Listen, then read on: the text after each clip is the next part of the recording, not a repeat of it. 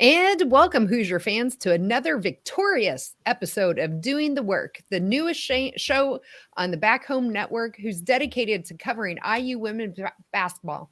I'm your host, Kathy Amos, along with my co host, Jeff Marlow. And today we are going to discuss the number 12 Hoosiers victory over the number 11 Tennessee Volunteers. But let's start this show the way we start every moment, and that is with our Hoosier Proud banner moment. And tonight, really, I'm just going to say the end of the game when that buzzer went off for me was probably the Hoosier Proud banner moment. There was not just one thing I thought from beginning to end that you could point to that says, yep, that's the moment of the game. It was the end. This is the first time that the Indiana women has ever beaten the Lady Volunteers. And not only did they beat them by double digits and on the road in a fairly hostile environment. So to me, I think the whole game and then culminating with that final score in the tip was our Hoosier Proud banner moment. And as always, our Hoosier Proud banner moment is sponsored by Home Field Apparel. Home Field is constantly releasing new schools or updating their products for schools in their existing line. You're bound to find something for yourself or for a gift of anyone in your family, or any kind of circle that you may have. And don't forget that we got holiday season coming really close, and be sure to watch out for next week with Black Friday. I am sure that Home Field will have some kind of fantastic sale for all of us. Still haven't purchased from Home Field Apparel, please make sure and use our code HOME, HOME, to get 15% off your first order. Again, that website is homefieldapparel.com. Wear one for the team. And now, here with me tonight is my esteemed co-host with his magnificent basketball mind and wonderful IQ for us. Jeff, let's kick it over to you for Coach's Corner. What do you have for us tonight? Well, I just want to echo what you said about the win. I mean, to go into Knoxville and get our first ever victory over the University of Tennessee Lady Volunteers, I think it's huge. We came in tonight, like you mentioned in the opening, they were ranked number 11. We were number 12. So that's obviously going to help. As long as Tennessee can play out the rest of the year fairly the way we think they will, that's going to be a huge game when it comes time for net at the end of the year. But the other thing I really wanted to focus on was look at the newcomers tonight, especially Sarah Scalia and Sydney Parrish, who came in tonight and I think showed why Terry Morin and the staff want them, but also those of us as fans who were looking forward to them coming in. And as somebody, Hoosier born and bred, Sydney Parrish and we talked about it a couple times, Kathy, during the offseason, that we thought would really play out was her high basketball IQ. And so for me, to see her make plays down the stretch, she made some key plays on the defensive end as well, not just the offensive end. But I really thought that the key tonight, and then, of course, our vets, Grace Berger and Mackenzie Holmes also stepped up because it was getting tight. I think I had it down to 61-57 when it got there. I thought it was going to be a dogfight the rest of the way, but we were able to get ourselves and focused and reestablished and reasserted the people we really needed to have the ball. And I'm sure going to talk more about that as we get into inside the numbers and some of the expectations as we went in. But just a huge, huge win for Terry Morin, the players, and the staff.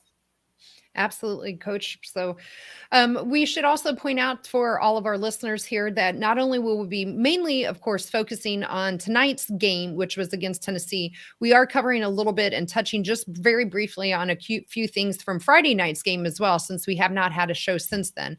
So just to quickly recap for those listeners, maybe they didn't see that game from Friday. That was a win as well. I was at home where the team took on UMass-Lowell. They won that game quite resoundingly, 93-37. So I don't think we'll probably touch on that a whole lot. Instead, I think we'll concentrate on the win tonight with Tennessee, where, again, we won that on the road 79-67. So coming up for us tonight, we'll talk about maybe a little bit of things we saw, again, mainly from tonight's game, but also maybe going back to Friday's game of things that we've now seen from the team that we've kind of gone as expected. We'll talk about things that have surprised us so far. We'll really start diving into the numbers again, concentrating on that Tennessee game. We'll hand out our Game Ball and Hoosier Hustle Awards, and then covering any lingering questions that we may have. So for those of you here live in the chat tonight, if you are having lingering questions, start thinking of them. We'll start covering those later in the program. But first, let's kind of talk about things that one theme maybe that went as expected, Jeff, and if you have anything going back to Friday night that carried in tonight, or maybe one from each, go ahead and lay that on us. What do you have? Well, first of all, since we're kind of hodgepodge, and I apologize to everybody that we got us a little delayed here. I was having some issues with my printer, but let's make sure we get some of our new music from Bob Thompson in here. Oh, good idea.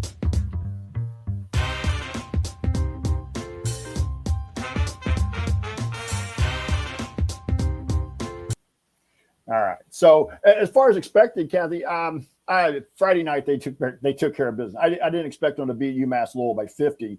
But I thought they took care of business. They played a lot of kids again. Kids got, again, we saw Lily Meister come off the bench and score 10 points in that game. And then we also saw Mackenzie Holmes finish with 17 in that game. So, I mean, it was an all-around good game. Nobody played more than 19 minutes in that game and 20 minutes. So that was a good sign. As far as tonight, what I thought was this team is going to be able to score points. And I think, and we missed some shots. We were talking about in our group text a little bit during the game that we were missing some open shots that I think will hit consistently, but they're going to be able to score. And defensively, they're still a pretty solid team. Now they are a little bit, I think there are a couple spots where we're not quite as quick as we were a year ago. But again, the basketball IQ and the system that Coach Morin has can help them with that. And so I thought that tonight, as far as those things, I was really pleased with those things. And again, like I said briefly in the follow up there in the coach's corner, I just think that the kids that we expect to play well did tonight. The Sarah Scalia's, the Sydney Parrish, the Grace Bergers, the Mackenzie Holmes, and Chloe Moore McNeil played fairly well tonight as well. And like they mentioned on the broadcast, Sydney may not be starting, but she really is almost a sixth starter. Right. Yeah, absolutely. I think for me, I'll concentrate in terms of what went expected in both games. Really, to me, was the defense. Going back to the UMass-Lowell game, I mean, you hold a team to 37 points. Clearly, you're doing something right on the defensive end. I think they held. I don't have all my stats, but they held them to only 27% shooting for their field goal percentage. And then again, Tennessee, we'll see how they go the rest of the year. But I thought holding them to only 67 points was actually quite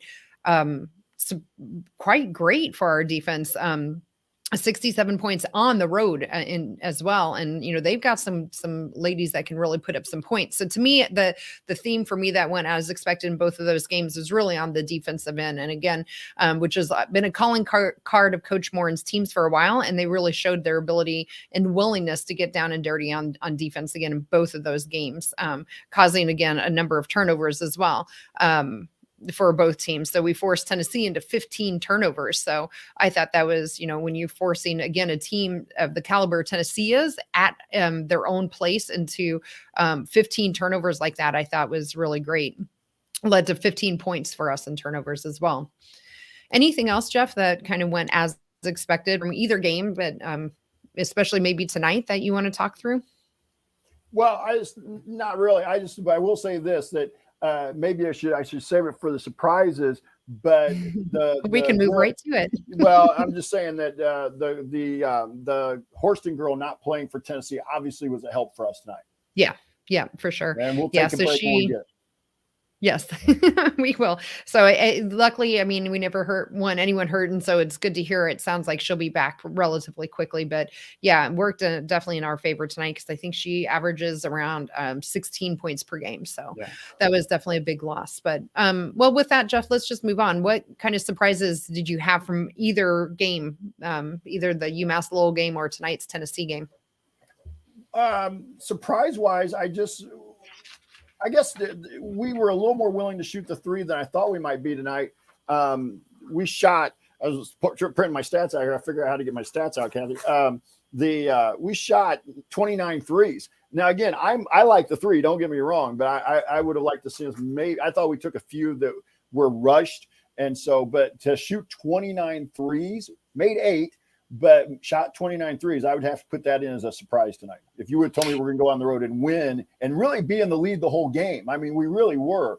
In fact, the last time I was looking that up, Indiana led for 37 minutes and 27 seconds. So, and Yep. if you had told me we shot 29 threes, I would have told you we were probably playing from behind, and we weren't. Yeah, and that goes right into what my surprise was, but instead of the number of threes we took, it was actually our percentage. I really thought we would be a stronger 3-point team than we've shown this year so far. So I know it's early into the season. This was only our third regular season game, and they lit it up pretty good in Vermont. But now we've had 2 games in a row where we didn't shoot it really great. And in fact, in that first quarter, going back to Friday night game, we were 0 of 7 from 3-point in that first quarter, but we ended up tonight at 27% from 3-point percentage. And if you're going to shoot that many threes, 29 again, as you mentioned, I feel like that number needs to go up. And I really thought with both Sydney coming in as well as Sarah Scalia, and then, what we've heard improvement from Chloe Moore McNeil, but those 3 in particular, I thought that our 3-point shooting would go up percentage wise. What didn't help, I think, was probably, I don't think this is probably something I'm hoping that we'll see consistently until Mac gets that shot down, but she was 0 of 3 and none of them looked real comfortable for her either. So that really didn't help the percentage. And then Garzon, who really lit it up in the Vermont game, was only 0 for 1 tonight as well. So we know that they can turn around. So is it something that when we get to, a major concern yet? No, again, it's too early in the season, but it definitely has been surprising to me that now that's 2 games in a row that we've had a relatively low 3-point percentage. Oh, we lost your audio. Are you still there? Sorry, I put it on mute because I was printing something. I finally figured a way around my printer a little bit. But anyways, awesome. I thought Mac's first 2 threes, I didn't really have an issue with. I thought they were taking in the flow of the offense. We were trying to lift the offense up. Her third one, I thought was one of those I thought was a little rushed. But what you pointed out, if you take out her 0 for 3, now you're 8 for 26. Now you're getting back a little closer toward, 30%. Again, I'd like to see the makes go up, but I thought most of them, not all, but I thought most of them were taken as good rhythm shots. They just did go in. Yeah. But again, there were some that were rushed. Yeah, I would agree with that. I thought for, Chloe had some in that third quarter where she really came out, it seemed like from halftime, and, she scored 8 quick points and she still had a couple more threes after that seemed halfway down. So yeah, for me, Max, and then I didn't think Garzon's was very much in the flow of the game either. It felt kind of rushed, but otherwise I wasn't too upset with the shot selection, just that, they didn't go in. And I'll steal one of my inside the numbers here, Kathy. The surprise for me, and I think this was part of something we talked about through the last show, was we were 15 of 18 at the line. Yeah. 15 of 18. And that was we've not been shooting anywhere near that percentage in the first 2 games. So I was really pleased. If you look at even at the Lowell game, the UMass-Lowell game, they were 12 for 20. That's only 60%. So tonight they were 15 of 18 on the road in a huge game.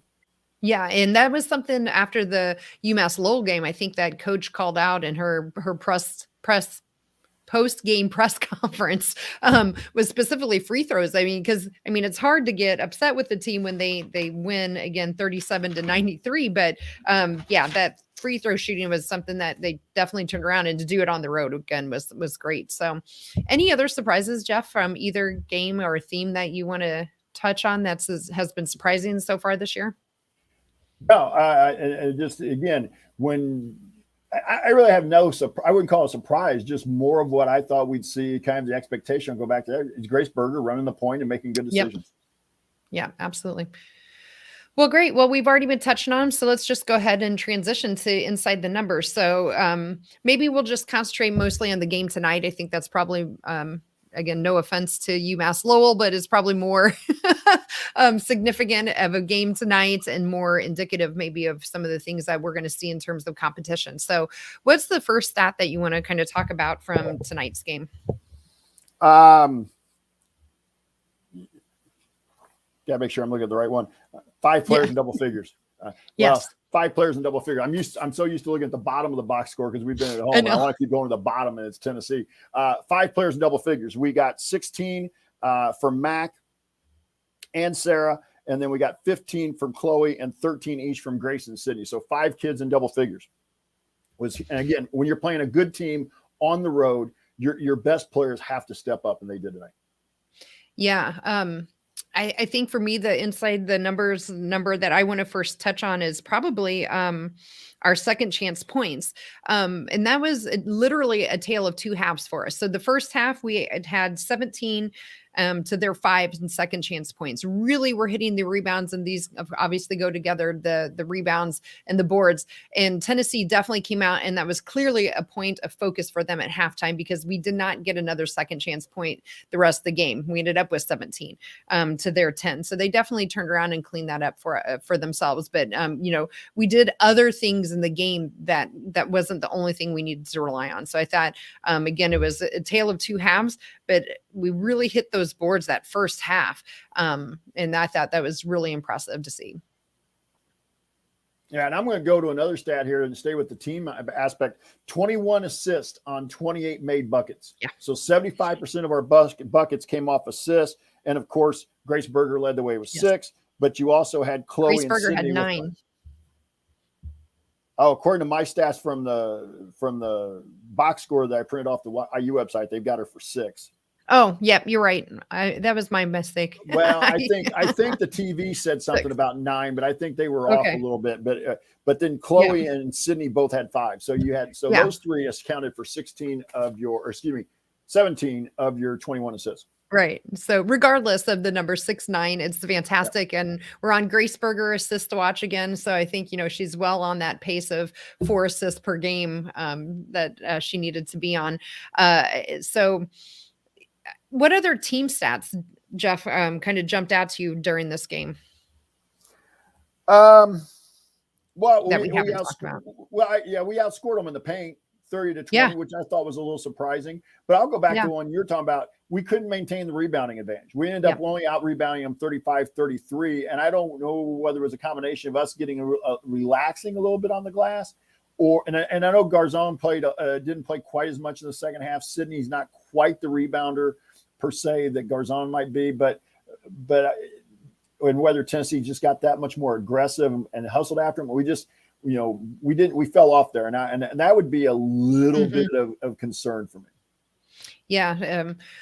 I agree with that too. Just, although I guess I was surprised more, not so much that it fell off in the second half, but just because I think Tennessee generally prides themselves on their rebounding. And so I was actually more surprised with our first half rebounding and how well we controlled them, especially with, the inside presence they have with the gal that's 6'6". You would think they would have the ability to maybe do more, but boy, I thought we just had really great box outs there in that first half that led to all of those rebounds. So, I don't really have anything else, I don't think, from team stats. So do we want to transition maybe over to handing out our game ball and hustle awards, and we can touch on any other individuals during that segment that we want to talk about too? Because I don't know about you, but I think it's going to be a pretty hard time tonight. In terms of who do we pick, because there's a lot of players, but let's give it a shot and see how we go. So we might need some help from our workaholics in the chat here tonight and breaking ties. I wouldn't be surprised, but let me quit talking. Who do you have for your game ball? Well, first of all, I'll go back to the UMass-Lowell game. I had McKenzie as my game ball for that. What did you have? Yeah. I also had McKenzie for that game. Yep. I thought that would be a pretty simple. I thought we'd go ahead and get it out of the way. Tonight. Oh, wow. I mean, I'm tough. I don't always want to go with the person that scores the most, but you look at Grace Berger. I'll go with Grace here. 13 points, 10 rebounds, 6 assists, and 2 steals. And she did commit 3 turnovers, but I'm going to go with Grace Berger here.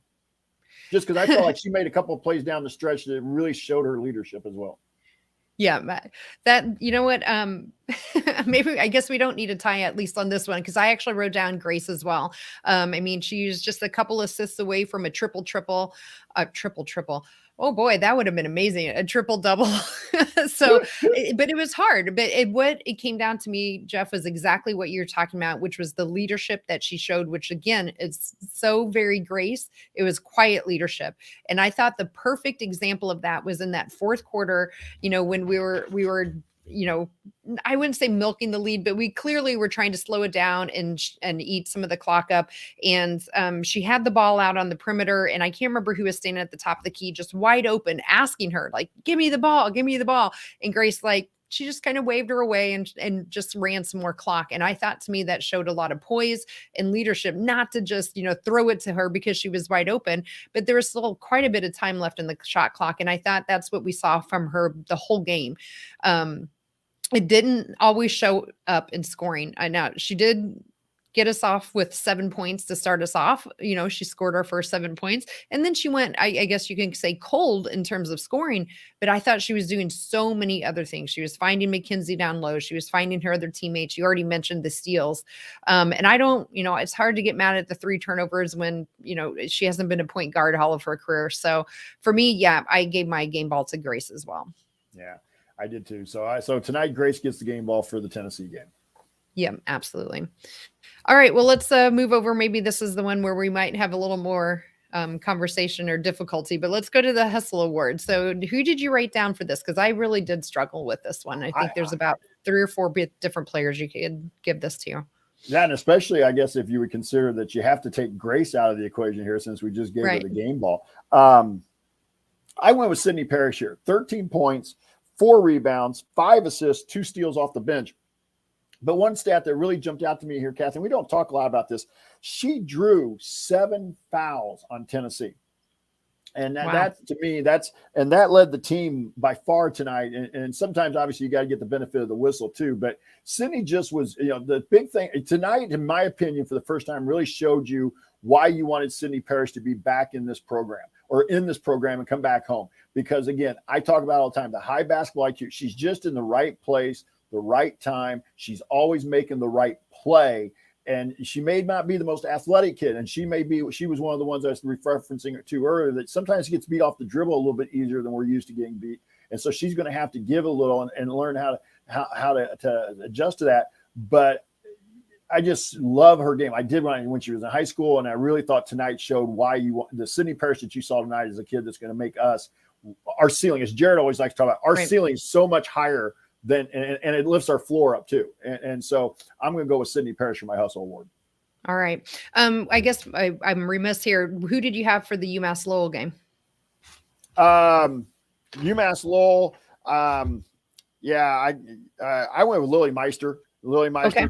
10 points, 4 rebounds, and a steal and assist. So kid off the bench that, double figures. I don't know. Who'd you have for Lowell? I actually had Sydney on that game.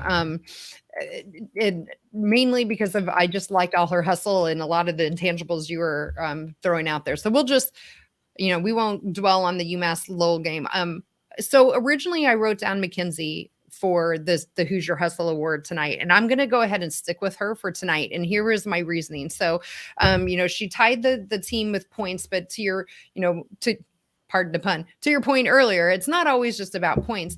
And, as one of the themes we had started to hear coming out of, from coach and others coming into the season was how Mackenzie was still, a little bit about not quite into game playing shape coming into the season. And that, she wasn't quite at where her cardio needed to be. And then, she turns around and ended up playing 34 minutes this game. And they were hard minutes too. And they were hard fought. And I liked her for her defensive end on the floor. And I thought you could really see a huge drop off in our post defense or our paint defense when she went out and either Alyssa Geary or Lily Meister came in. I thought they tried and they did their best, but Alyssa Geary and Meister just could not handle Tennessee down low. And I think with that, Mackenzie ended up with 34 minutes and new. So, but I was on the fence between her and Sydney, and I trying to watch a little bit in the chat here. And a lot of people, I think, are also voting for Sydney. And I have absolutely zero. I'm not going to argue about it, because that first half in particular from Sydney, I thought was just amazing. She was on the floor. She was diving for ball. She was putting her body in the way. She was just going down low and rebounding and just doing all of these little things to really pick the team up, and just came in and gave us fantastic minutes. And, 13 points off the bench is amazing. So I'm perfectly fine saying that Sydney Parrish was with the Hustle Award for sure. Yeah, and there was some support for Chloe Moore McNeil too. And I think Yeah. we need to point out that Chloe had 15 points, 2 rebounds, 5 assists, and 3 steals. So I mean, this was not an Mhm. easy choice here as well. And you talk also Sarah Scalia with 16 points and 4 rebounds, but only 1 assist and 1 steal. But again, Sarah Scalia, I think, showed tonight why you wanted her in this program, just because she hit a couple shots that were when They we were were key. struggling. Yes, there you Yeah. go, key. Yeah. Yeah, I agree. Totally we can give homecoming queen award, as John mentioned it here, to Chloe Moore McNeil. Again, for those of you who maybe didn't pick up on it, Chloe is from Tennessee. There's actually 2 former players from her high school on Tennessee's team that Right. she was playing against. So it was really kind of a cool moment for her as well. And Chloe came out in that third quarter in particular. And if we could give a hustle word just for the third quarter, I'm all in on Chloe, right? Like she scored 8 points within pretty rapid fire. She hit those back-to-back threes. She ended up going 3 of 8 on 3-pointers.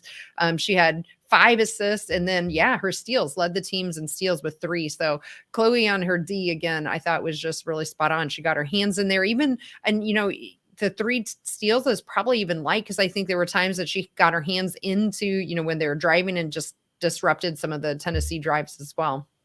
Well, and yeah, kind of stick with this theme though.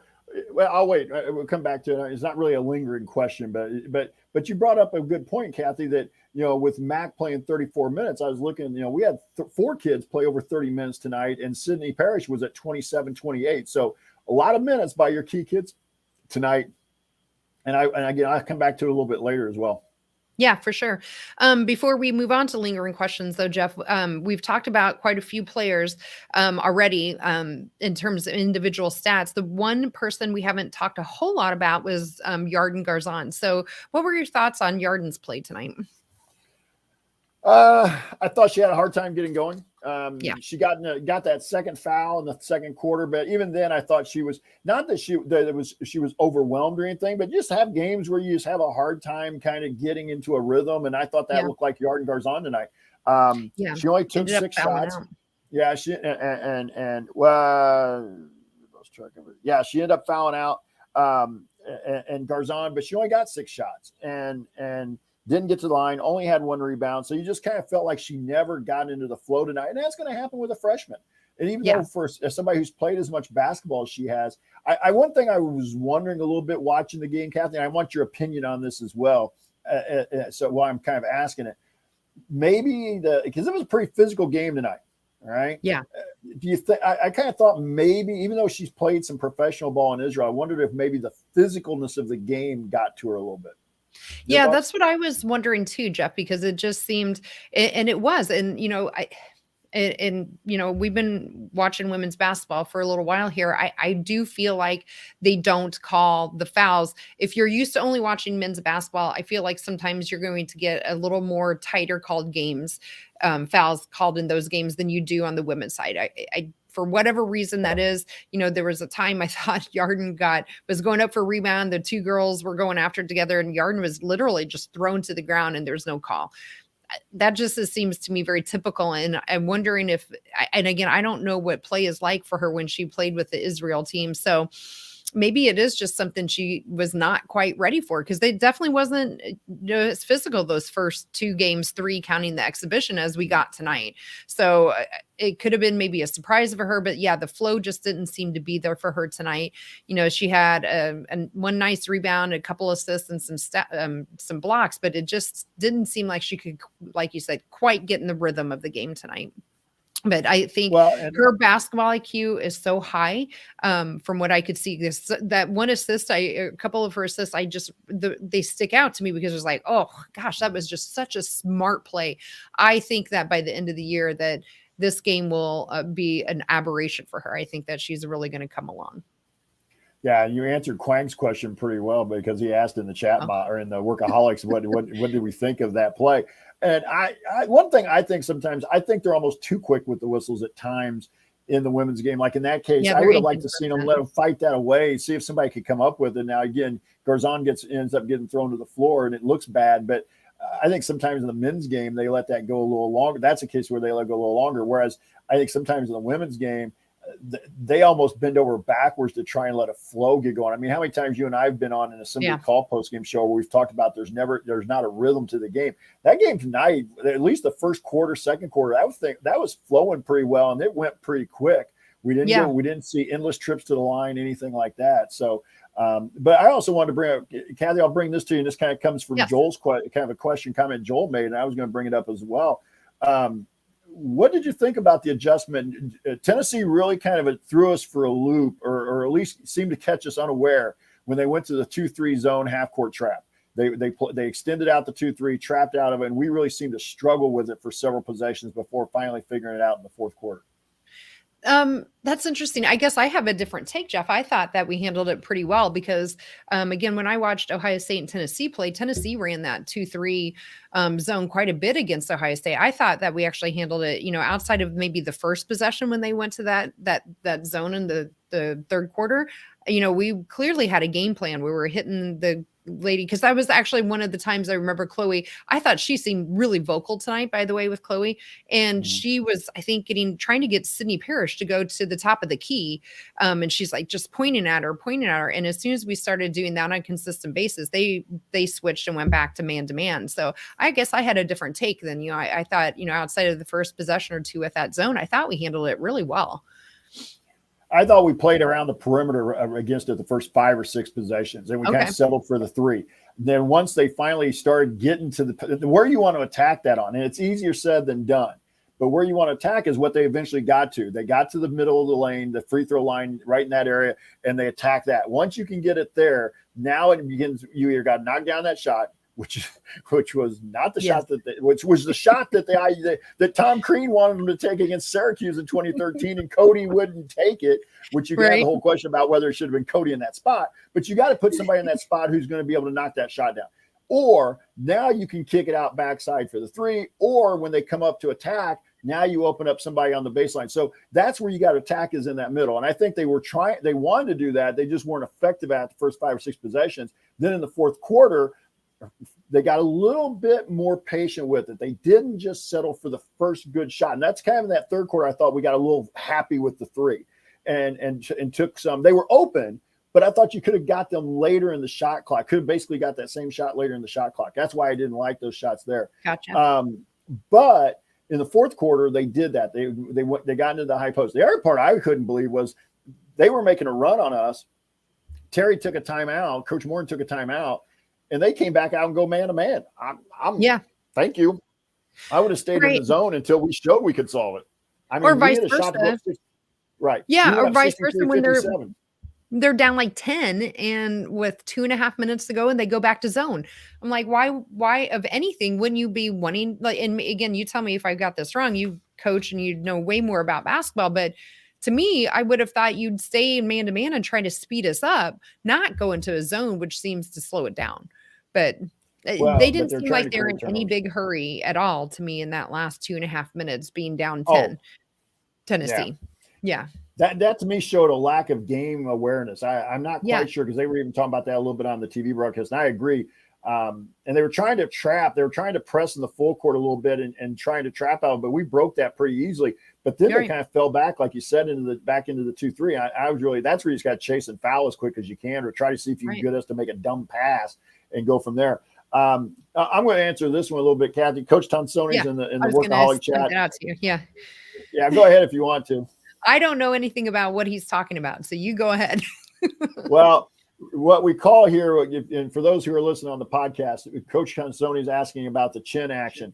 In basketball speak, it's actually kind of it's part of the old Princeton Pete Carrill offense, and where you lift the offense up. Generally, I used to run a version of it, some high 1-4, and you don't have to run it out of a high 1-4. You can run it like Benton Central girls up this way used to run it out of a high 2-3. But what you mean by high is the free throw line extended is where you start, is where the offense is. That's your lowest person if you're thinking down that way toward the floor. So you're basically lifting everything up toward half court.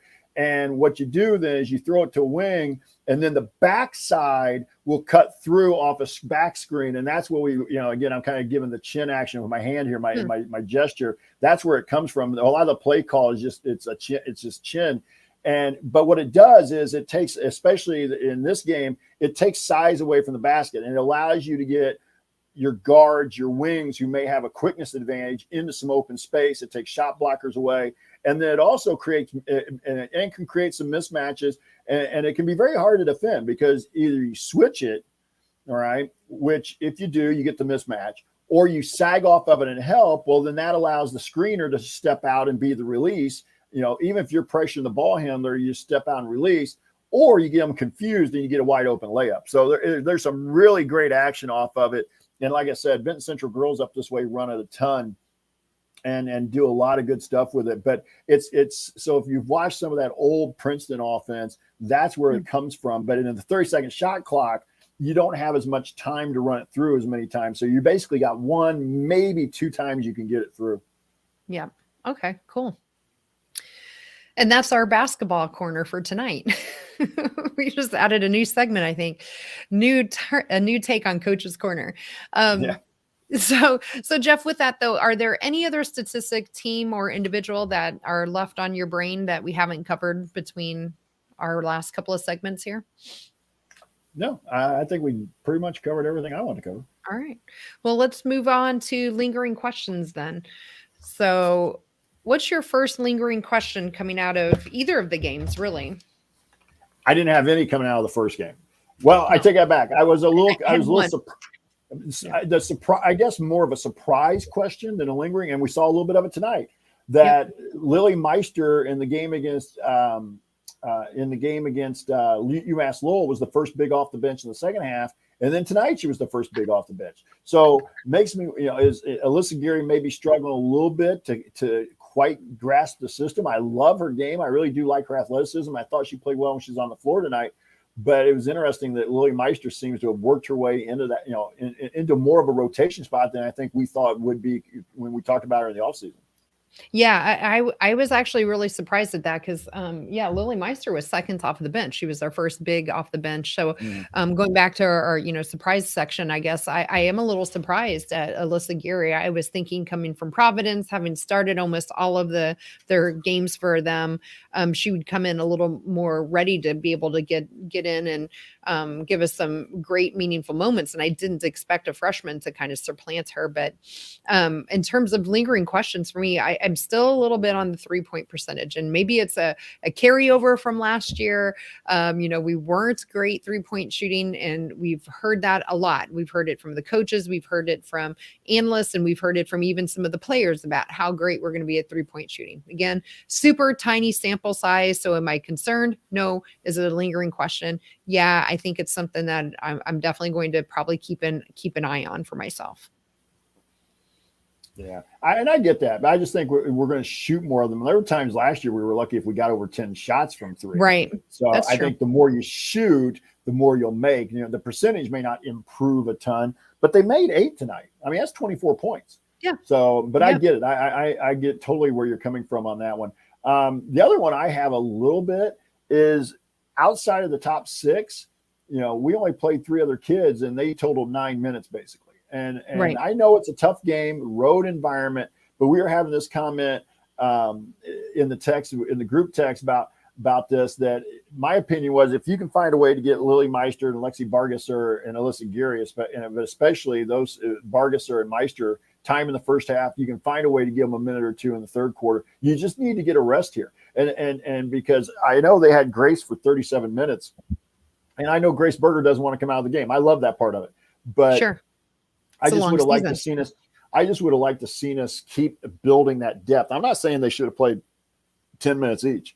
I just would have liked to seen us keep building our depth. And I know a couple of people have asked me in text and stuff after games about why Keandra Brown isn't playing. She is out, for those who don't know. She is out with an injury. My understanding is she had thumb surgery. Now I may be off on that. Don't get me bad with the coaching staff, but I think what I saw was that she had thumb surgery. So I'm not sure when she's supposed to be back. So that's why Keandra isn't playing. But, I just would have liked to seen us maybe keep the rotations going and get those kids in for another couple minutes there in the third quarter. Then if they don't play fourth quarter, I'm fine with that. Then you go with your studs.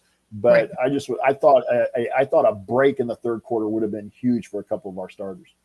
Yeah, and I guess I'm fine with the 37 for Berger, and it doesn't sound maybe. I mean, Holmes played 34, which to me, I just would have liked to seen her get a little more rest. I'm just concerned with the longevity of her throughout the whole season. I'm not concerned about her knee per se. I just again, I hope we can find a way that we can get one of those or two of those other three ladies, as you mentioned, their names between Vargas or Geary and Meister, somehow to get them more minutes, meaningful minutes that they can contribute a little bit more. And especially Geary and Meister, because I just really think that Mac's going to need a little more help. When we get, especially to the grind of Big Ten season, she's just going to have to be able to come out for longer stretches than she did tonight. And so, yeah, that was my other lingering question still, is kind of now the bench still. And I will say this, that having talked with Grace last year on the Grace Berger show, that typically, and they don't play again until Friday. Right. So I typically Coach Moore will give them the next day off. So they may come in and watch film and stuff. They may do some light shooting on their own. But as far as a full go practice, generally Coach Moore gives them the next day off. And they got to take one day off a week anyway. So that's why that makes some sense. They'll probably get the day off tomorrow. You hope Bowling Green isn't really going to be a huge match for this team. But we saw Drake last night give Iowa all it could handle. So you don't you don't overlook anybody in the Missouri Valley or the MAC. And then you get Quinnipiac on Quinnipiac. I never quite figure out how you pronounce it. But anyway, Quinnipiac. I've heard both ways actually. But anyway, we get them on Sunday. So, and then you don't play until Friday, I believe, after Thanksgiving. So, but you go out to Vegas for that Thanksgiving thing. So you get a few days. And if you hopefully get a lead and get more kids in like you did against Vermont and UMass-Lowell. Yep. Great. Okay. Any last thoughts? I said Friday, but I'm being corrected. Thanks to Richie and Joel. It's Thursday. Yep. We'll talk about that here in our next segment. But before we move on to looking to the future, is there anything else that you want to touch on about either of the games, Friday night or tonight, Jeff, that we haven't touched that are still on your brain? I don't have anything about Friday night, but man, and if it doesn't come across in the sound of my voice, what a huge win for the Hoosiers tonight. And to go on the road, and again, I know this isn't Pat Summit, Tennessee, but you went on the road into a pretty hostile environment, led pretty much the whole game, and you beat the team ranked right in front. Just a huge win for Coach Moore and the players in the program. Absolutely. And not only did they lead almost the whole game, even when Tennessee were making a couple of those runs that they were making in that, especially in the second half, they didn't even look flustered. And that was just amazing to me. Again, it goes back to the leadership, I think, especially from Grace. She just is so calm out there and so collected. And it just seems to me to really exude through the rest of the team. And so I agree. This was really exciting tonight. And now I'm even more excited as we keep going through the season. I keep thinking I can't be more excited to continue watching our women play, but I keep somehow getting more excited for the next game. Yep. So that might be as a good segue to go to what's next, both for our women here as well as for our show. But first, let's talk about the next opponents. So the women play next Thursday. They'll be back at home. They play Bowling Green at 7 Eastern. So I'll just read these a little bit, and then Jeff, you can talk about if you know anything else about Bowling Green rather. So we're 5-2 against Bowling Green all time. The last time we played them was in March of 2009 at Bowling Green, which was actually in the WNIT. And the last game that was in Bloomington was in December of 2008 that we won that game as well. So Jeff, what do you know about Bowling Green? Anything that sticks out to you about them? I don't know as much as I used to. It was a school that I kind of kept a little more eye on when I was coaching, and they were also one that seemed to always pluck out a kid from Indiana. She's actually on the IU staff now, and I think she has a married name, but Liz Honiger was a Lafayette Jeff kid who I'd seen playing up here this way in the Rensselaer area, and I'd seen her at Lafayette Jeff playing, and so kind of followed her career. And she had an excellent career over at Bowling Green and played for former IU coach. Now we're ready to Kurt for Kurt, and then they came back over, and she came over here with him, I think, as an assistant. She stuck around ever since then. But they used to be one of the best teams in the MAC, and I don't know if they still are or not. But again, I don't like to overlook teams in the MAC just because a lot of times those are kids who felt like they should have been recruited by Big Ten schools or offered by Big Ten schools, and they want to come in with that chip on their shoulder, like, I'm going to show you why you should have offered me rather than the kid you got in the jersey. So those kind of teams always worry me a little bit. Kurt Miller, is that who you're? Kurt Miller, thank you. Yes. Yes. So then after Thursday, the women will, as kind of we mentioned, will play Quinnipiac. I believe that's at home as well. On Sunday.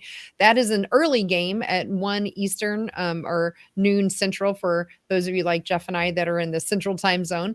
And IU played them last year on the road on September, not even close, November of 20th, that we won 67-59. And I'll remember that because I was traveling back home and I was watching that game on my phone, sitting in the airport waiting for my next flight. And it was a really close game actually at Quinnipiac. And I'm yelling at my phone and all the people in the airport bar were just kind of giving me weird looks. So I very much remember that game. So those are our next two opponents. Anything on Quinnipiac that you want to touch on? No, not really. Yeah. But if I remember right, they were close to or made the tournament last year.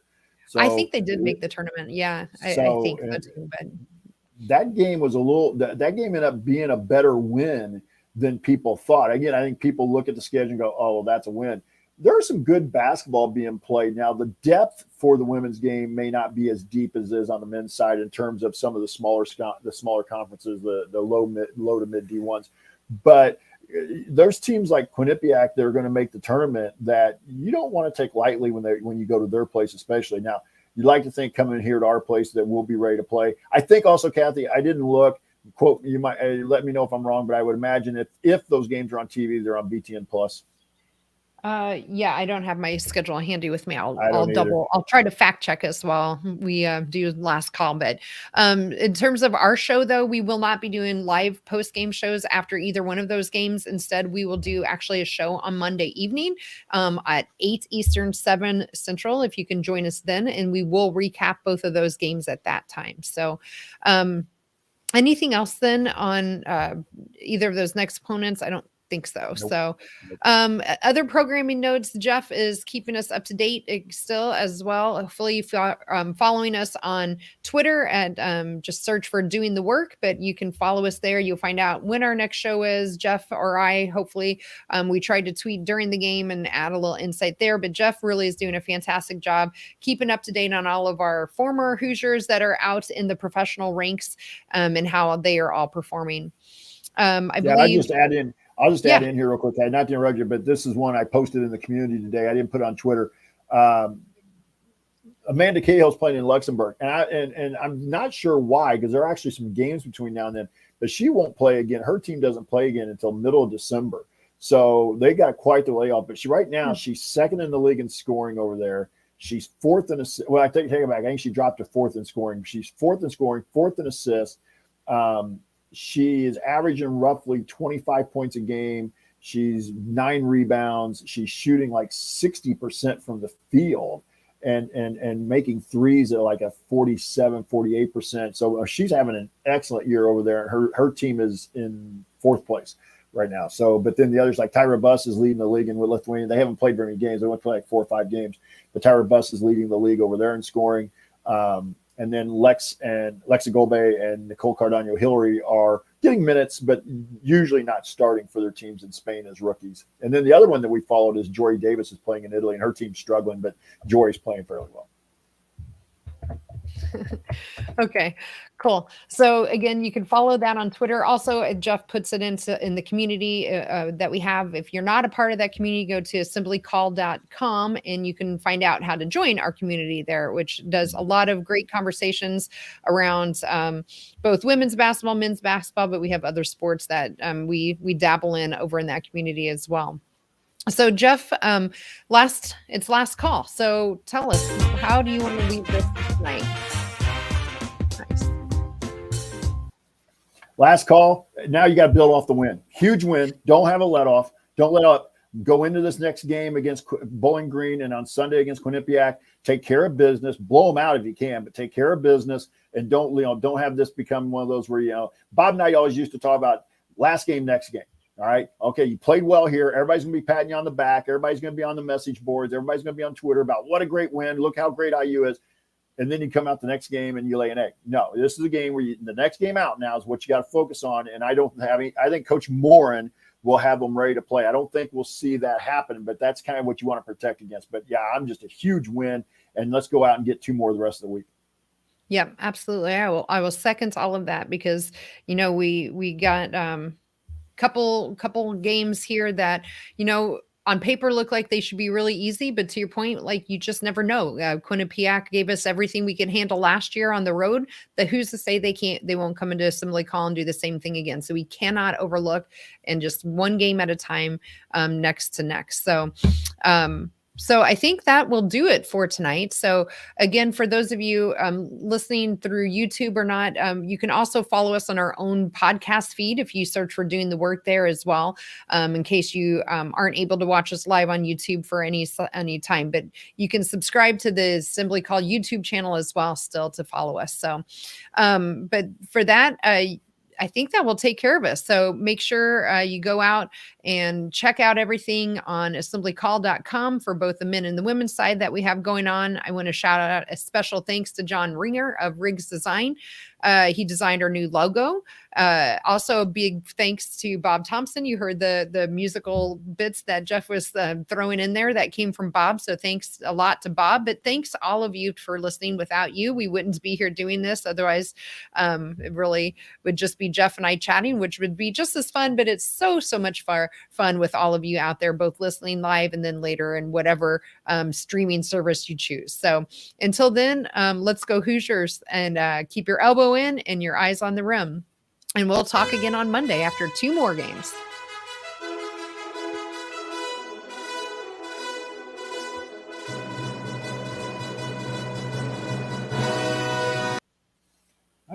I might end up being a producer somewhere. I never know. Yeah, look at that. Hey, appreciate you carrying me a little bit tonight. I was like I said, we got this new router today. We had got everything reconnected, and the only thing I didn't think about was the printer. And I went to print something off, and was like, can't find the network. Yeah. I was like, oh man. So anyway, but huge win. Thanks to all the people who watched us live. I think we were in the mid-50s, and the workaholics who were in the chat. Man, great night. Keep spreading the word. We're here because people like you and the workaholics and the people who listen on the podcast support us. So.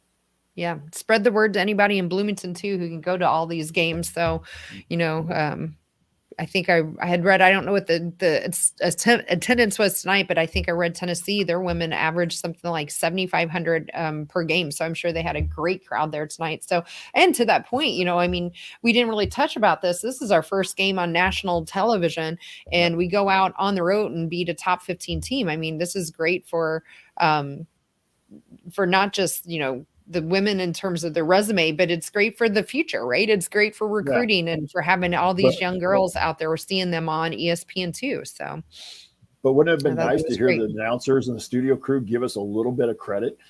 Oh my gosh, I'm sure we got a little bit, but I mean, it just felt like it was like, well, I use winning, but it's more about what Tennessee's not doing well.